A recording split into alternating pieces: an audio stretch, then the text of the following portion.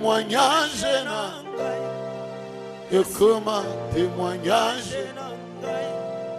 Yesu est témoignage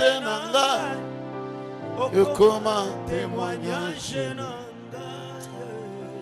ni yeye ushuhuda wetu, ni yeye ushuhuda wetu.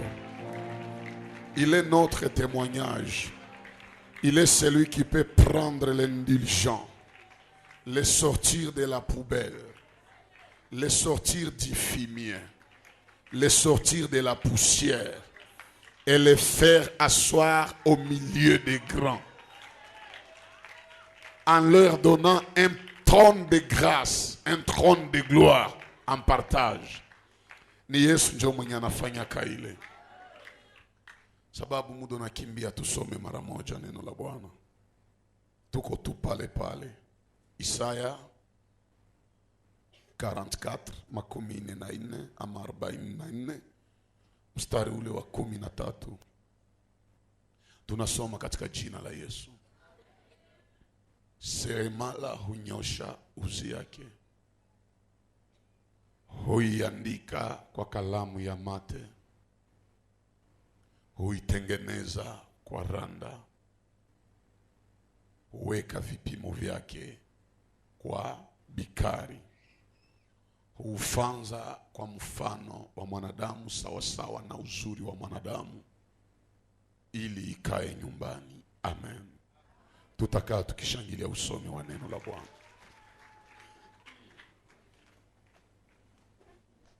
Bwana Yesu asifiwe. Mbele tuingie katika kipindi hiki cha neno, ninaomba wale ambao walikuja tena na zile karatasi ambao hawakuja jana, sijui kama kwa mwalikia nayo, nyorosha mkono tu. Siku ya kushuhudia na siku ya neema isiyokuwa na mwisho. Amen. Tupatie Yesu makofi kwa ajili ya mbegu zetu hizi. Salimia tena jirani, mwambie tunaendelea bado. Nafikiri leo juu inakuwa 8e party, kesho ndafanya 9e party. Kama siimalize jeudi tunafanya 10e party, tunapunguza na muti katika kibanda seremala. Tunaokia na ujumbe ingine ya mafundisho mazuri. Amen. Nafikiri ile tutakia naona njoo tutamalizaka nayo. Me 12h tutakuwa nakuwa na wakati yayo. Juma kesho tunaanza fanya mara 3. Kingali kitaeleweka tu kabisa. Tulisema jana seremala natumia kisu. Na kisu tumeisha sema ni neno la Mungu, si ni vile? Lakini zaidi ya kisu kuwa neno la Mungu, sababu kuna wakati nitazungumzia faida za neno la Mungu. Tumesema kazi ya kisu ni kwa ajili ya kuondoa vitu fulani juu ya mti. Ikisha itwa mbao, lazima waanze pitisha rabu, wapitishe randa juu ya mti. Na randa inapopita ni kwa ajili ya kuondoa mwili fulani juu ya mti. Na tulisema jana, ile yenye napotea ni yenye seremala na kuwa kanaona hii haiwezi sababisha ninachotaka kutosha ndani ya mti hiki kifike na kutimilika. Na ile naacha baitoshe. Tukasema kuna wengine utakuwa haukukosana nao, lakini Mungu anabatosha tu kwa maisha yako. Ile kubatosha ni sababu Mungu aliona uwepo ya mtu yule karibu yako haiwezi sababisha Mungu akufikishe mbali. Kubaliana na mie kama kwa wanachekaka na we ni juu mungali krize pamoja. Uko mwenye anakuitaka rafiki ni juu nyie wote mungali nivo moja. Lakini isifitu Mungu akuinue haki, utaona naanza kutukana, utaona anaingia mkikundi aba kukuchafulia ushuhuda. Aba wote kwa wenye Mungu anatoshaka karibu yetu. Kumwanzo inatuluma tunasema huyu naye anaweza tuacha. Kumbe nyuma ndio taelewaka iliombaka atoke juu nifike kwenye niko leo. Bwana asifiwe. Hasa mateso magumu, vipindi vizito, zoruba Hii yote ni miongoni mwa vitu vinavyotembea kwa mti ambao seremala iko natumika. Ni kibanda njo batapiga marto hama kwa mti. Ni ndani ya kibanda njo wataleta msumari, wanapiga mti, wanatobola mti. Itafika wakati yenye maisha yako italumia lumia na unaombaka Mungu, inapitia vilonda na uko na Mungu. Alafu najiuliza, kwa nini niteseke nikiwa na Mungu? Ni kama watu wa Malaki sura 3. Siku moja wanasema, Mungu kweli, ile utofauti tulisikia kati ya wanaokutumikia na wasiokutumikia iko wapi? Ukiona mtu anajiuliza hivi, maana yake kuomba alishaomba, kulinda maisha utakaswa alishakalinda, kufunga alishakafunga, kutoa alishakatoa. Hana roho mbaya na mtu yeyote yule, ni mtu wa amani, lakini bado mateso inazunguka. Ukiona hivi vyote vinakufikia, haiko tu aseme ulilaini waka. Juba mingi hapa wanaanzaka kemea mapepo za laana. Nilibambia jana kuko sehemu 3 ama kuna chanzo 3 ya mateso. Ya kwanza ni shetani. Ile njo tukikemea kwa jina la Yesu inaenda. Ya pili ni mtu. Hii ya mtu akitubu ama anaacha vibaya vyenye alifanya, inaweza fanya mateso ishi. Lakini ya 3 ni Mungu. Hii yayo hauwezi kemea Mungu kwa jina la Mungu. Kama Mungu aliandaa utapitia magumu miaka 2, na kuambia hata ufanye aye, hata utowe sadaka aye, haiwezi isha kama kipindi yenye Mungu alikuandalia hayamalizika. Lakini kwa rehema za Mungu niko naomba wenye biko napitia kipindi kizito, hii njo ikuwe mwisho ya ile mateso. Juu kila mateso inakuwa na mwisho kama. Si mnajua ile? Hata Israeli walitawaliwa miaka 400 na zaidi na 13, ilifika mwisho nayo. Ambia jirani, hata hii kipindi nayo itapita. Asa Sulemana anasema hivi, kuna wakati kwa kila kitu. Kuna wakati kwa kila jambo. Kuna wakati wa kuzaliwa na wakati wa kufa. Kuna wakati, kama kuna wakati wa mateso, pia kuna wakati wa furaha. Kama kuna wakati wa dharau, pia kuna wakati wa heshima. Bwana asifiwe. Utajikamata wakati seremala iko na kutengeneza. Juu wakati seremala iko na tengeneza muti, ukiingia mkibanda hautasikia muti iliko atengeneza hailie. Mnasikia tu ni von von. Kama ni si naanza ni muti njo iko nalia hii. Makiko naambia seremala, unanitesa, mbona unaniua, mbona unanimaliza? Sikia jibu ya seremala, kama sikutese hautapata picha yenye niko na kuandalia. Maana kwa vipindi vigumu Mungu anakupitisha ndani, kama hauipitie hautaona matendo makubwa ya Bwana. Mtu Bwana nipe amena niongee kidogo. Mnakumbuka Shadrach, Meshach, Abednego kupelekwa mumoto haiko raha, ni mateso, ni kilio. Lakini kama hauingie mumoto, inchi yote ya Babeli habatajua kama unaombaka Mungu wa kweli. Sababu wakati yenye walitoka mumoto, ndio mfalme Nebukadneza kasema, tangu leo katika Babeli yote hakuna Mungu wa kweli isipokuwa Mungu wa hao watu watatu. Nataka niambie mtu mmoja, kuna kipindi unapitia leo ili kesho itukuze Mungu unayemuomba. Jana mchana tulisema ule kipofu wa tangu kuzaliwa, wanafunzi waliuliza Yesu, je, alifanya dhambi ili azaliwe kipofu ama wazazi wake? Yesu akawajibu, yeye hakufanya dhambi wala wazazi wake hawakufanya dhambi, lakini alizaliwa katika hali hii ili utukufu wa Bwana uonekane kupitia yeye. Kuna kipindi kigumu unapitia, Bwana aliruhusu ikue ili badala ya ile kipindi utukufu wa Bwana uzuke na kudhihirika juu ya maisha yako.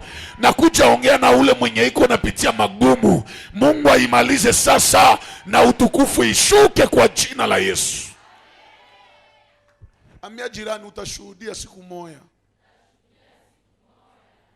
Kuko wanaweza kucheka saa juu maisha na katala. Usicheke mtu kama iko napitia kipindi yake ya nguvu. Sirtu kama ni Mungu ndio mwenye anaileta. Kila kipindi kigumu Mungu akikileta ni juu ya kutufundisha na kutupatia experience mpya. Jambo la kwanza utafanya wakati wa kipindi kizito, hasa kile kinatokana na Mungu. Jambo la kwanza ni kujua kama magumu inaweza fika tu. Hata uishi amani yae, utakuwaka wakati wa vita. Hata uishi bonne santé, utakuwaka wakati wa magonjwa. Daudi anasema katika Zaburi 34 mstari wa 12, mateso ya wenye haki ni mengi. Ni mengi au anasema mateso ya mwenye haki ni machache sana. Ni mengi sana, lakini haishie pale. Sema lakini Bwana humuponya naye. Maana unaweza pitia deception, Mungu anajua. Surtout hii niongee na wenzetu wa jeune, hasa kwa wadada. Juu wadada hii masiku njoo yuko ba victime ya ma deception. Nijua na wadada nao wanaanza katala wanaume. Mwanaume akikukatala, manake Mungu aliona haiko wa niveau yako. Kuko mwenye anaweza kuita sherisa hii ni jua ya kutia munyumba. Kumbe siku atakutia munyumba na geuka kizimu na kigushu. Unajua kigushu? Hamjua kigushu? Ni terme za Goma. Kama ndaita nini? Unajua nani chimpanzee? Maka atageuka chimpanzee ya maisha yako. Kukunja manake anakuwa na kutia humu mpaka unajiuliza. Unajua kama hakuna jaribu, hakuna mkoshi sana mwanaume mwenye anaweza piga mwanamke. Mwili ya mwanamke kwanza Mungu aliumba na asili ya kutepeta. Kisha wewe unaanza ipiga. Asa Mungu akiona mwanaume mwenye unapenda leo atakufanyia vya vile. Omwa kudesevoir. Mungu anaitika roho ikulume sai. Naona sikia na unagonda unakosa apeti. Me apres utapataka faraja ya mona ilo. Ifale huyo apite juu huyo akuye mu maisha. Bwana asifiwe sana. Hasa jambo lingine, sababu hiyo nimesema nilisemea jana. Narudilia kitu kingine kia maana sana. Mateso ikifika, usione mateso, lakini ona Mungu mwenye unaomba. Rudilia wakati wa mateso, nitamtumainia tu Mungu. Nitamtazamia tu Mungu. Injoba mingi wanakosaka. Wakati wa vipindi ya nguvu, abo wanawazaka ke ile vipindi na kia bamaliza. Na wengi wanakana imani yao juu ya mateso. Wengi wanamsahau Mungu kwa ajili ya mateso. Wengi wanafikiri Mungu amewaacha kwa ajili ya mateso. Nataka niulize hivi. Haiko Mungu ndio alioneshaka Yusufu ndoto za kuinuliwa?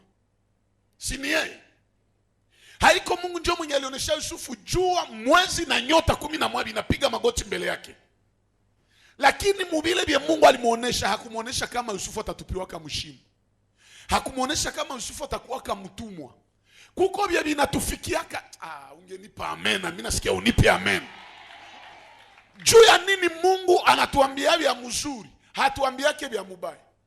Anatuambia vya mzuri juu tujue kama vya mubaya vikifika tuambie vya mubaya. Hata unakuya Mungu hakuniambiaka kama ndakutananaka na wewe, manake wewe uko mpita njia, bile vya mubaya vipite na tutaendelea ngambo ingine. Nipe amen. Marko sura 4:35, Yesu anaambia wanafunzi tuingie chomboni. Hawakuingia, wakapanda. Na Yesu akawaambia tuvuke ngambo. Mnawaza Yesu hakujua kama zoruba itakuya? Si Yesu alijua, anajua yote. Lakini hakuambia tuende ngambo ingine tupigane na zoruba. Aliwaambia tuende chomboni tuvuke ngambo ingine. Katikati ya bahari zoruba ikakuja. Yesu yakalala. Yesu analala juu ya nini? Juu anajua hata zoruba ikuya gisi niliambia hapa tutavuka ngambo ingine. Sikubambia vya zoruba, maana zoruba itakuya itabatingiza, lakini itapita na mwisho batavuka ngambo ingine.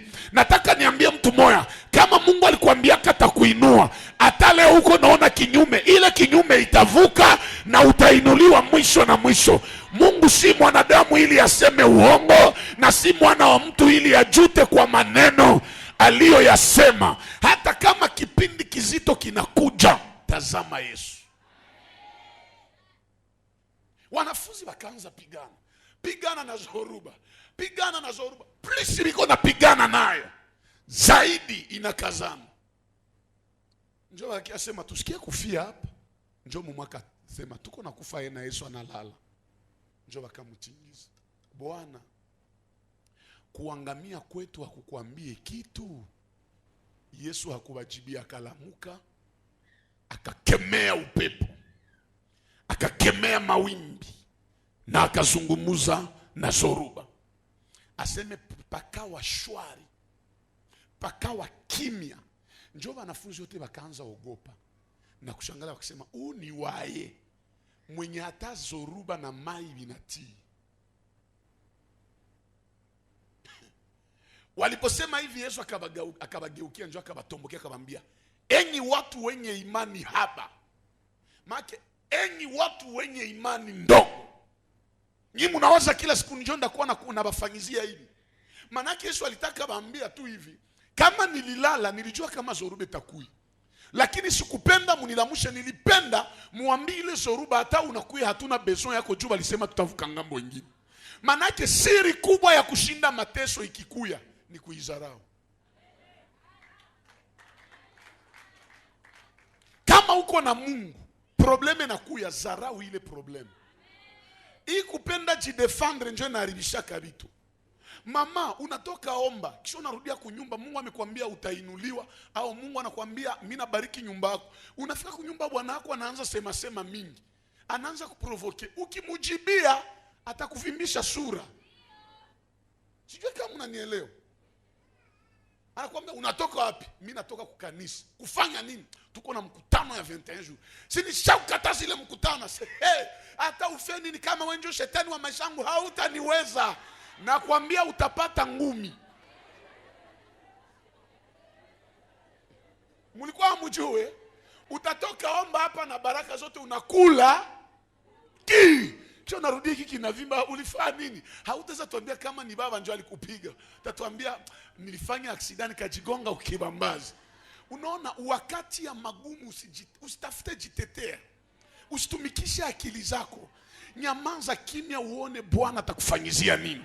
Mbele ya bahari ya Shamu Israeli walilia. Mungu akaambia Musa awaambie mnyamaze kimya na muone gisi mie Mungu ndabapigania. Mbele ya shida nyamaza kimya, achia Mungu kazi. Tunashindwa juu tunapenda tuoneshe kama na sisi tuko capable. Inaweza fika bwana wako kudanganya, kisha na wewe mama unasema shia ananidanganya, cha na mimi muoneshe kama niko nani. Bunyumbe taisha. Ba mama, mnajua kama wale wanaume wanabatamaniaka na mko mwenu ni juu mungali mwenu. Toka mwile bunyumba uone kama atakutamani tena. Kuko mwenye anakuona wa valeur ni juu uko kwako. Ukitoka valeur yako inaisha, hata kutembelea tena. Ndio utajiuliza, maki uko suli zingine zinakuyaka juu tuko nafasi ya maana. Bwana asifiwe. Attitude ingine ukamate wakati ya problem ni kujua kama nikikuwa na Yesu ni kweli shida itakuya, nitamuona, lakini pia lazima nitembee kwa neno lake. Kukuwa na Yesu ni mzuri, lakini kutembea muneno yake wakati wa shida ni mzuri zaidi. Zaburi anasema katika shida yao walimulilia Bwana, naye Bwana akawajibu au akawasikia, akawatumia neno lake, nalo neno lake likawaponya. Makile neno yenye Mungu aliwatumia bangeikatala, habangeisikia, habangetoka magumu yao.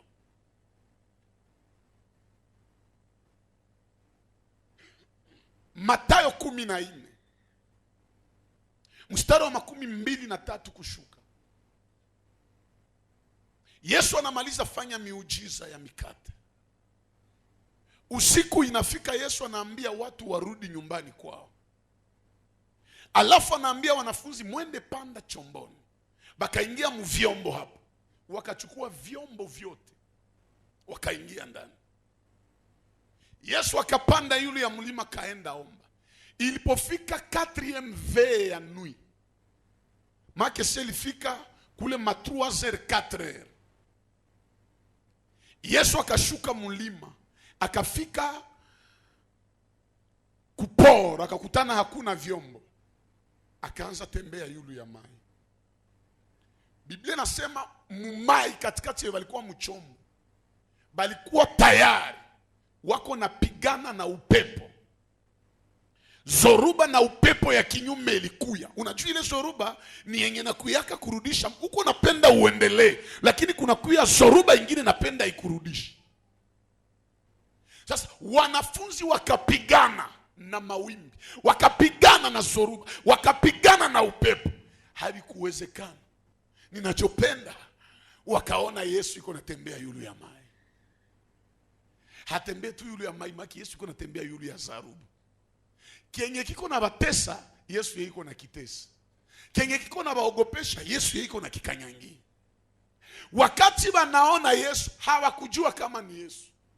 Bakaambiana, hii ni muzimu. Na muboga wote bakaanza lalamika, muzimu, muzimu. Uone juu ya boga ya Yesu, bakasabu kama biko nataka zamu. Wakati yenye tuko mshida, saa Yesu anataka tenda, njoo shida inaonekanaka ya mubaya zaidi. Yesu ndio akabambia, msiogope, siko muzimu. Menani mwe banaita muzimu? Bwana wao, mwenye banaishiki naye, mwenye anabatendeaka miujiza, mwenye anabadilishiaka maisha, mwenye anazidishaka mikate, njoo mwenye banaita muzimu. Juu ya nini banamuita muzimu? Juu habakuwaziaka kama anaweza tembea yule ya mai. Njoo hii yenye bakristo mingi, saa yenye magumi napita wingi, banaonasa Mungu iko na roho mbaya kwao. Jiulize kwa banafikia kuita Yesu muzimu, ni juu ya mateso. Maana saa kipindi ya nguvu, uko sasa unasema Mungu wako wake. Hayafikaka wanasema Mungu wako wake. Kuko mwenye ishawaifikia kama wao yasema kama ba mingi juu ya mateso wanasema vraiment iko sa Mungu wako wake. Siye wengine hapo. Un jour mateso yananipiga. Nilikuwa naongea na mtu wa Mungu. Mateso yananipiga. Mimi lakini na mimi nipitia vitu kweli. Usione mtu anasimama leo. Unaona vyenye mzee jana alisema, tulikomalia mu maole siye. Unakomalia, unajua maole? Jana tunaenda ku restaurant, mimi natumia viazi. Mzee ananiambia, "Muicha kulote viazi njoo naona." Nikamwambia mzee, ndio. Hii mabore na kuabia juu kitia mtumbu inakazaka. Ile yote ni mateso ndio litufunza vile vyote. Mimi nilianza teseka na niko mtoto kidogo. Nilizaliwaka kiunabii. Mie vraiment kama unasikia kama munaziri wa kweli, niko parmi. Jumie babangu na mamangu saba naoana, banafanya mariage. Une semaine après mariage, Mungu anabambia baende kumulima. Na kule njo ekografi yangu ikatokeaka. Bakabambia après 2 semaines ya mariage, mutumbu yenu muisha kuwa katoto kanaume. Bakasema ndaitiwa Neema. Make mie njo Neema. Sasa nikaacha ile jina Neema juu ya nini? Juu banafunzi wanakuwaka na maprovocation. Badada kumasoma wakuwa wananiita Daneli, Danene. Nikakuwa na shirika bure. Nikasema kuepuka mihali, acha nietie mcha kwetu ibakie tu Lukogo. Lukogo njoo tu Neema, njoo tu Neli, haina shida. Njoo tu Nene. Bakakuwa wananiita Danene, mimi nasikia bisirani. Mimi ndafanya nini? Mungu akasema ule mtoto atanitumikia ya nguvu sana. Unaona unabii apate kwa maisha yangu. Tena Mungu akaonesha bien kienda kuwa mwalimu. Na njoo maana mimi nakuwa wangu mwalimu. Mais à partir ya 6 ans, nikaanza Calvaire. Nikaanza Golgotha. nilianza teseka. Unaona ba leo mtoto anaanza maternelle hata na 2 ans et demi 3 ans. Monsieur maternelle ilikuwa haikuwa à l'époque. Najua uende soma. Ifo hii mkono ifike hapa njoo batakuitika ku masomo. Njoo kuona mtoto ni mfupi hata iko na 10 ans. Kama hayafika se hayaeneza miaka ya kusoma. Kumbe akili ishafunga zamani. Sasa ile wakati mimi naeneza 6 ans, mimi naenda ku primaire. Mimi naanza soma. Baba na mama wakashindwana. Baba akakimbia. Akakimbia akatuacha. Mama naye nampenda mama wangu. Juu vile vyote nilishirikia elewa nyuma ederi histoire. Kwa mimi nasema wazazi wakwe ikata, vingine njoo bati. Ikafika wakati mimi napitia magumu mtoto wa miaka 6. Mpaka mimi nakuwa nakosa chakula. Siku moja mimi nakumbuka juu ya njala. Kwa jirani, unaona kuma village, kwa jirani nikaona mnyumba yake mimi nachungulia anayalisha mo miindi. Na mimi nafanya akose Jumatatu si ya kulaka kuchakula. Unaendaka tu ni mubarabara kulogoti ile mavitiri, mnajua ile manani ya miwa, bile bichwa bile bie banapandaka. Njoo benye si tulikuwa nenda logota juu tukule. Hasa ifola mkie 4h juu maibobo basikutangulie musoko. Nifunge hatabi yangu 10 njoo chakula yangu ya kila siku. Sasa kwa jirani mimi naona miindi munyumba, ni nyumba ya udongo. Nachungulia miindi na yala. Ndugu zangu mnajua nifanya nini? Nikachimbula shimu chini, juu nipate njia ya kudumbukia munyumba, niibe muindi moya tu. Niisha chimbula shimu kubwa mimi naingia. Mulikuwa miindi za mingi nikatwala tu moya. Uone vile ngombe ya maskini nao haizalake. Sasa mimi natoka na ile muindi, njoo mwenye nyumba ananikutana. Njoo ananikutana. Nilipewaka alikuwaka wa nani? Make wa main gauche.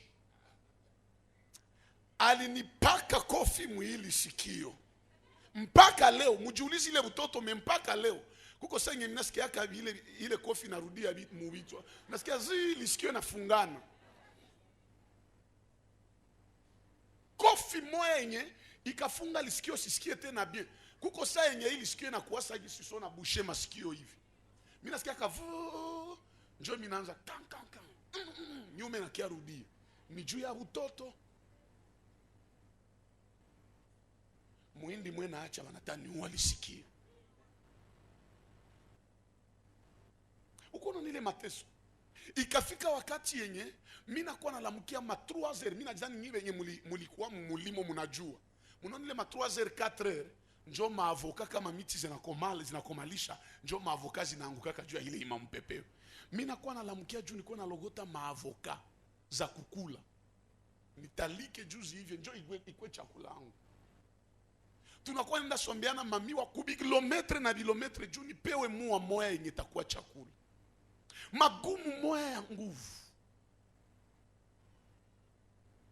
Magumu moya ya grave. Mpaka unajiuliza ni mie au haiko mie. Tena ukasikia vile unasikia à l'époque ukasikia babangu iko natumika na ule gouverneur wa Nord Kivu wa zamani Kanyamuhanga. Franka ziko mingi lakini sipataki. Njoo maana nibambia jana nilirefikia kama muujiza. Mateso ya vile ndio kanifupisha nikakuwa vrai imoro moya hivi. Magumu moya ya make. Kuko samina siku moya mimi nafika kwa jirani.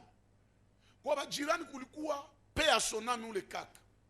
Ilikuwa familia ba jirani yetu, ule garçon tulikuwa cheza naye mekwabo ilikuwa bali batupiaka pepo ya kifafa. Garçon mimi nakutani kwa kula kipolo ya bugali ya muogo na maragi. Njale na taniua. Namwambia pardon ngali enjo tulikuwa muita ngali nipatie hii ugali nikule. Naye ndio siwezi kuima me condition umeze kulimoe. Naona njala na mimi naona bugali. Nikasema kameme hapa kutafunguka. Hii bugali itashuka. Kulikuwa na bakia kapunje mwaka maragi na supu mingi. Mnajua ile makondi njoo nikatoa ile bugali kubwa hivi. Nikainyorosha hivi. nikapitisha mwile makondi, nikakunya kwa makondi kidogo jiregeze hapo. Alikuwa naota moto, nilipotia bugali mkinywa, mimi natameza bukabania hapo, kutoka bukakatala na kuingia bukakatala. Mimi naanza sasa, niko na musinyale nisaidie, naye niko naanza njoo vile kaanza mara moja mate huku, kisha mugulu yake kaingia mu makuni ya moto. Bien tuko na yeye iko na fakule na mimi huku niko bina kuchekesha, lakini Mungu ametutosha mbali sana. Uniambie ningekufa ile siku tungeonana leo. Mama anakuya, mama yake mzazi anafika. Sa mama ule garso anafika, anakutana mugulu juu ya moto. Ushasikia nyama muti na inaivya mpaka moshi inaanza panda. Mama akakuwa panike, atasove nani na ache nani? Na wenge kuwa wote sove nani? Si wako kwanza. Pandake iko na saidia wake, mimi niko na samba bien macho na kwa sona tatoka. Unaona kunigiwa omwe ishuki. Ikabakia hapa. Hakuna kisi uguse hivi. Niliteseka. Mungu to iko saka chunga kapumzikangu kasikatike. Ule mama sana tosha mtoto wake niko nalia, anamtia chumvi, njoo ananikuia. Anakuia na maitapita wapi? Mungu kwa huruma zake ile bugali karuka ikatoka nje. Pa! Saa inaruki ikatoka na damu hapa kushini. Nikakuwa sami nazimia. Mama kaelewa hii ni njala. Njoo mama kasonga mbio mbio. Alikuyaka na buyoga. Mnajua buyoga? Njoo maana mpaka leo mimi napenda buyoga sana. Jili niokoaka. Ule mama kasonga bugali mbio mbio. Kubwa ya bugali ya muogo. Ndugu zangu aliponilamusha, aseni kule. Kama 2 minutes lieneana ile bugali ingali.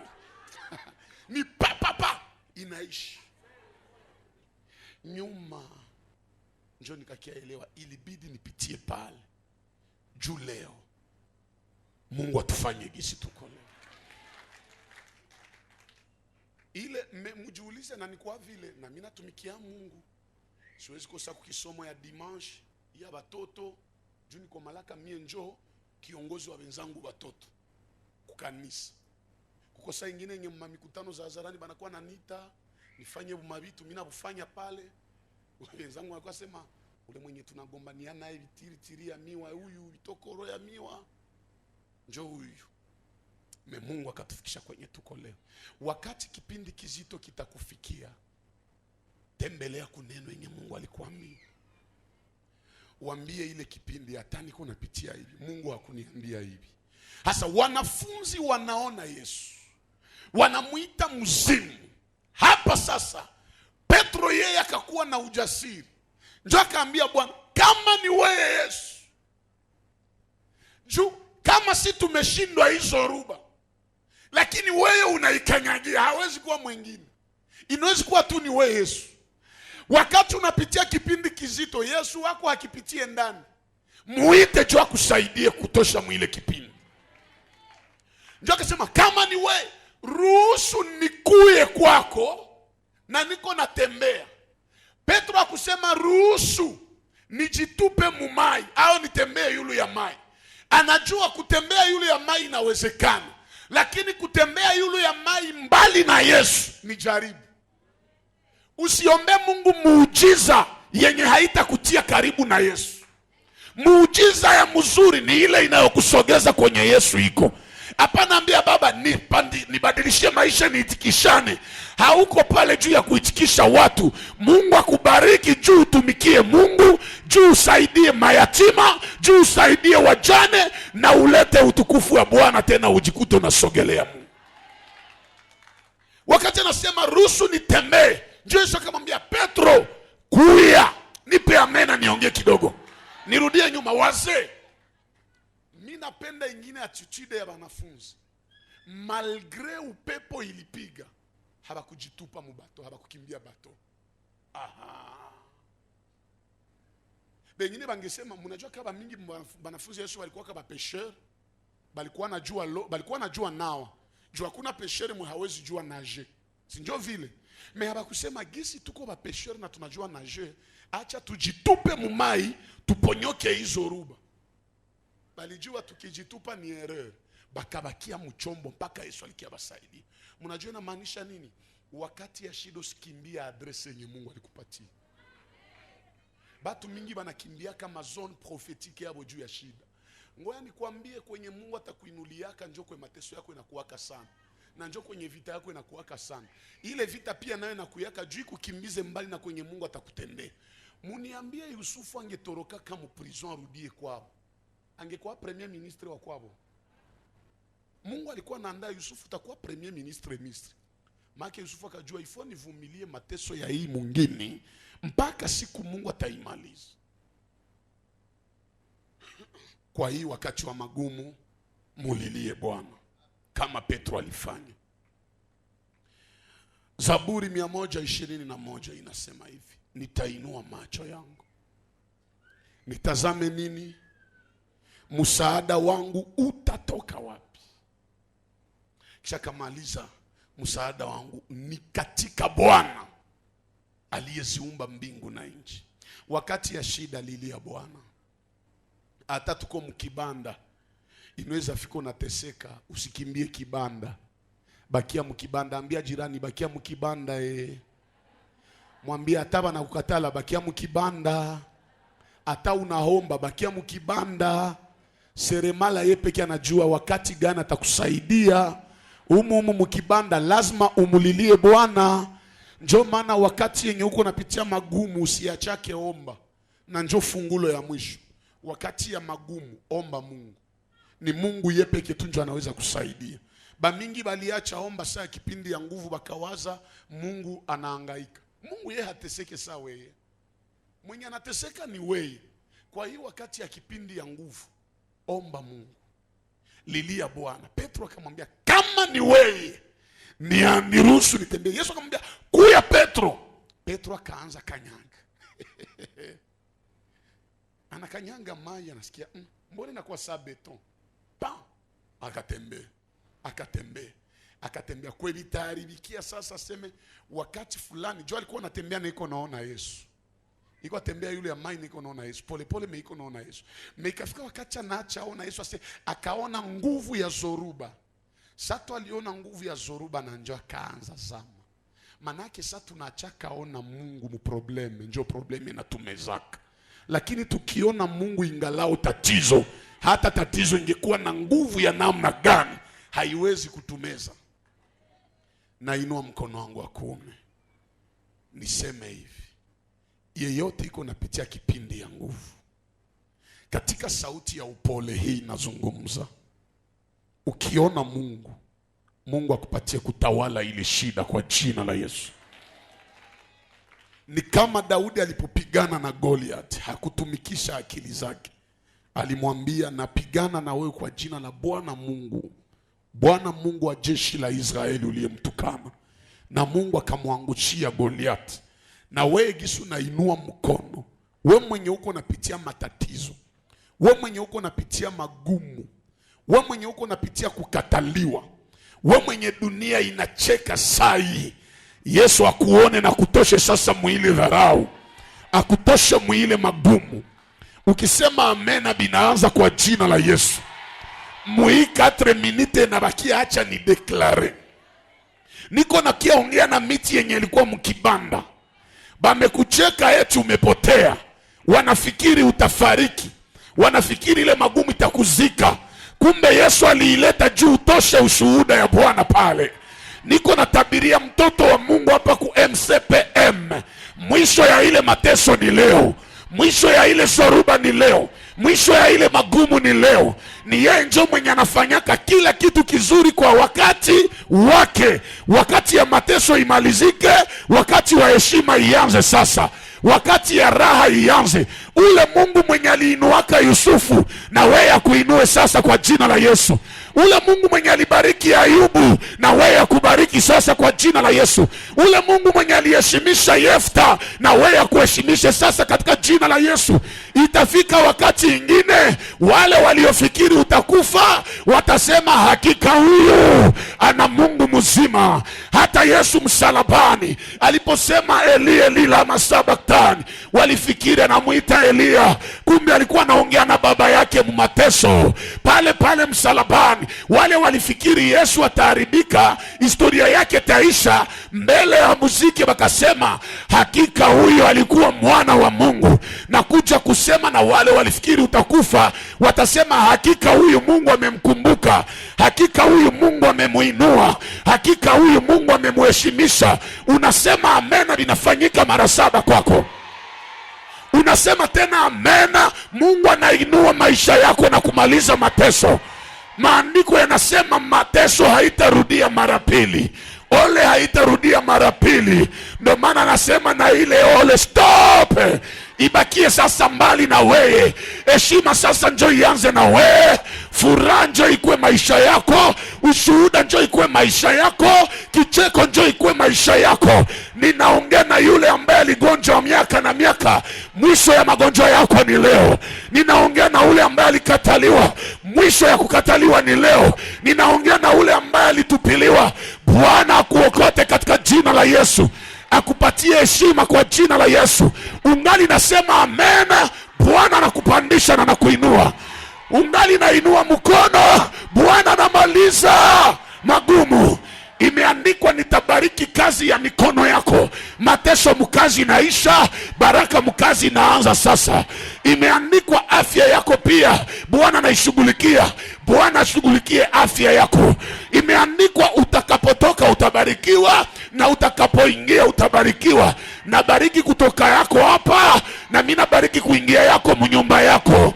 Yule ambaye iko nakuja kuweka mbegu, Bwana aoteshe vitu zaidi kwa maisha yake, aoteshe baraka kwa maisha yake, aoteshe ushuhuda mfululizo.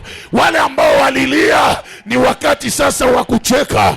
Imeandikwa kuna wakati wa kulia na wakati wa kucheka. Nilichopenda ni kwamba hawakusema kuna wakati wa kucheka na wakati wa kulia, lakini ni kulia kwanza kisha kucheka baadaye. Kila mwenye alilia sana, Jehova akaushe machozi yake. Machozi yenye tatoka kwa macho yako haitakuwa tena ya huzuni, lakini utalia juu ya furaha, utalia juu ya yenye Mungu atakufanyizia. Unajua kuna kulia ingine si sababu tumekufisha, si sababu tumeumizwa, lakini sababu tumepata kitu kinatupatia furaha ya juu zaidi. Naona mtu ambaye hisia zake zitaacha analia juu ya furaha, juu ya ushuhuda yenye Mungu atakufanyizia. Niko naongea na wale ambao baliwaziaka batatumikaka, kazi inaanza sasa, sababu seremala na husika na maisha yako. Niko naongea na wale ambao baliwazaka batakufa hii mwaka kesho utaishi na utashuhudia matendo makubwa ya Bwana. Mungu wa 21 jours akulogote. Sema Baba, mwisho ya mateso ni leo. Hata muti katika kibanda haba ililishake kila siku, inafikaka wakati ya muti haitalia tena. Na ukiatangazia mtu moya mwisho ya machozi, natangazia mtu moya mwisho ya mateso, natangazia mtu moya mwanzo ya heshima. Muti saa ingali mkibanda haba iulizake bei, lakini saba taitia nje, bei inakuwa mara moya. Mungu aongeze valeur kwa maisha yako. Muile kazi yako Mungu aongeze valeur. Kwa ile urembo yako Mungu ajoute valeur. Unasema amena mara 7, Bwana anaifanya. Namba 7 ni namba ya perfection, ni namba ya ukamilifu. Bwana akamilishe kila kitu chema kwa maisha yako. Ndoa yako ikamilike kwa jina la Yesu. Afya yako ikamilike kwa jina la Yesu. Maisha yako ikamilike katika jina la Yesu. Heshima ikamilike kwa jina la Yesu. Kazi ikamilike kwa jina la Yesu. Relations ikamilike kwa jina la Yesu. Ituru hautakuwa tena chini, unainuliwa. Namba 7 isindikize maisha yenu. Narudilia tena, namba 7 isindikize maisha yako. Jipige kifua, seme Bwana, Mwisho ya mateso ni leo. Mwisho ya laana ni leo. Mwisho ya magumu ni leo. Mateso yote linipata, iwe kwa kufanya matendo yangu, iwe kutoka kwa shetani ama ya mapenzi yako, yote leo natangaza mwisho yake, na ninatangaza mwanzo ya furaha, mwanzo ya heshima.